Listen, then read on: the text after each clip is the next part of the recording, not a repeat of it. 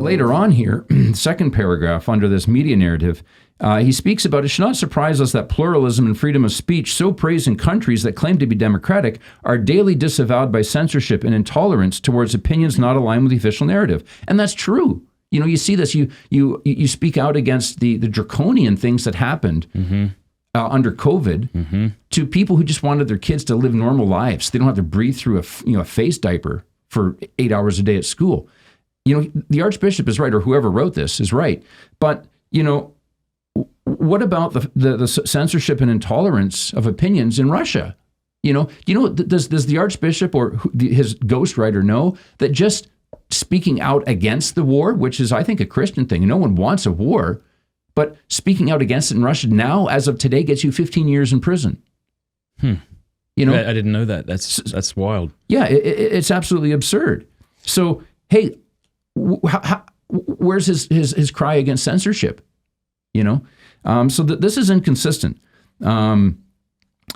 If the world media have so far been able to lie shamelessly on a matter of strict scientific relevance, COVID, we should ask ourselves why, in the present situation, they should suddenly rediscover that intellectual honesty and respect for the code of ethics widely denied with COVID. So all of a sudden, they're discovering respectable reporting and respectable journalism.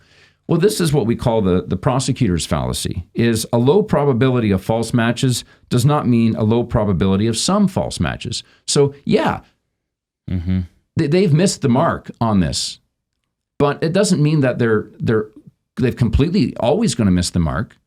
And on this, I can say that, yeah, they're reporting the facts. So, you know, you hear some people saying that what's happening over there, these scenes of the maternity ward being bombed or the residential areas being bombed with cluster bombs and all that, that's the Ukrainians doing it, but it is our media that's distorting it and saying that the Russians did it. Well, no, the media has it right on this issue. Why is it that all the foot traffic is away from Russia? You know, if it's the Ukrainians doing it, then they're not going to, the refugees from eastern Ukraine are not going to flood in to central and western Ukraine and then to Poland. They're going to flood into Russia. But out of the 2.5 million refugees, only 100,000 have gone into Russia. You know, the supposed protector of the Russian-speaking minority. It just doesn't make sense. That's the same number of people who've gone into Moldova. You know, so the other 2.4 million have fled from Russia. And then you finally, the whole article here is, unfortunately, it's just riddled with the fallacy of guilt by association. You know, I read this and I thought, is this the same guy who wrote and courageously stood up against McCarrick's misdeeds, his sins, his perversity? I can't believe it. So the logical rigor just isn't here. And I think someone, maybe Metropolitan Hilarion Alfayev, is probably his source on this, who copy and pasted this talking points from the FSB, successor of the KGB, and gave it to the good Archbishop, who just thought he was doing a good deed to get it out to the world.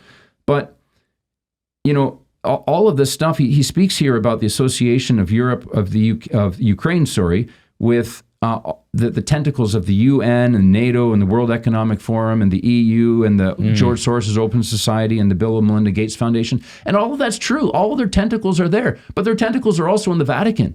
Their tentacles are here in the United States. But they're not almighty. God alone is almighty. And these guys can be defeated. But just, you know, this is the fallacy of guilt by association. You know, Social Security is a state-funded pension. The Nazis supported Social Security. Therefore, Social Security is bad.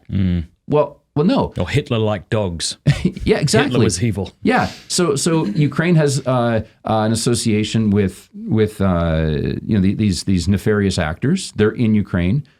These nefarious actors are planning to do bad. Therefore, Ukraine is planning to do bad. You know, it doesn't. It's fallacious reasoning. It's not true. It's not consistent. All right, thank you so much for watching that clip. Obviously, this is a very delicate topic today, and if you are about to head down and write a very angry comment, maybe before you do that, go watch the entire conversation, because there's a lot that obviously gets left out in these clips, and I think watching the whole thing in context would be a real blessing to you. So click that link. Thank you so much.